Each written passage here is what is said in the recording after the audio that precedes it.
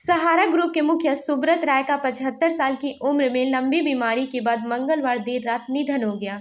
सुब्रत राय के सहारा ग्रुप को खड़ा करने की कहानी किसी फिल्मी कहानी से कम नहीं है। सुब्रत राय कभी स्कूटर पर नमकीन बेचने का काम करते थे। गली गली सामान बेचने से शुरू हुआ उनका यह सफर सहारा ग्रुप में तब्दील हो गया। एक समय में यह ग्रुप देश की सबसे बड़ी प्राइवेट एयरलाइंस कंपनी से लेकर हॉकी और क्रिकेट की टीम का मुख्य स्पॉन्सर होता था। सहारा ग्रुप का कारोबार कोऑपरेटिव फाइनेंस कंपनी से लेकर रियल एस्टेट, D2C, MFCG और मीडिया सेक्टर तक फैला है।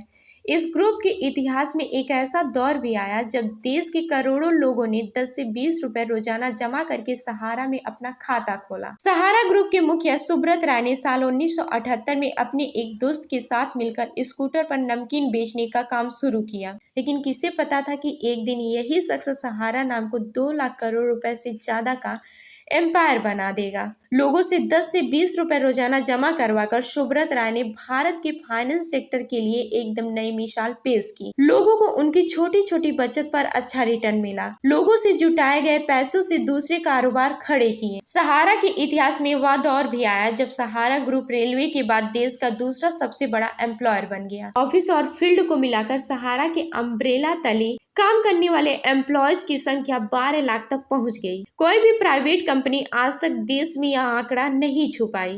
सुब्रत राय ने नमकीन बेचने के बाद 1978 में अपने एक दोस्त के साथ मिलकर चिटफंड कंपनी शुरू की।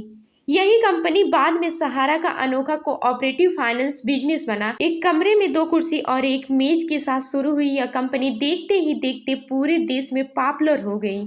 यह शहर दर शहर और गांव दर गांव पहुंच बढ़ाती गई। मध्यम वर्ग से लेकर निचले तबके लोगों ने सहारा पर पूरा भरोसा जताया और सहारा के पास पैसों का एक बड़ा पूल जमा हो गया।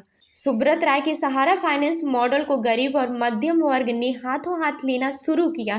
कंपनी की सबसे बड़ी USP थी कि जिसके पास जितना पैसा है वह अपने खाते में जमा कर सकता है। उसके इस मॉडल ने फाइनेंस इन्फ्लुएंस की एक नई परिभाषा तय की। इस नो मिनिमम लिमिट डिपॉजिट की वजह से गरीब आदमी भी सहारा में खाता खुलवाने लगा। सहारा ग्रुप की शुरुआत भले ही कोऑपरेटिव फाइनेंस से हुई हो, लेकिन सुब्रत राय का विजन काफी बड़ा था। सहारा ग्रुप ने स्पोर्ट्स टीम को स्पॉन्सर करना शुरू किया। इसके साथ ही सहारा ग्रुप ने एयरलाइंस सेक्टर में भी हाथ आजमाया, हालांकि बाद में उस बिजनेस को बेच दिया। इसके अलावा सहारा ग्रुप का business real estate sector, township बनाने, मीडिया और entertainment, health care, education, hotel industry, electric vehicle, D2C, FMCG और टेक्नोलॉजी जैसे सेक्टर तक फैला हुआ है।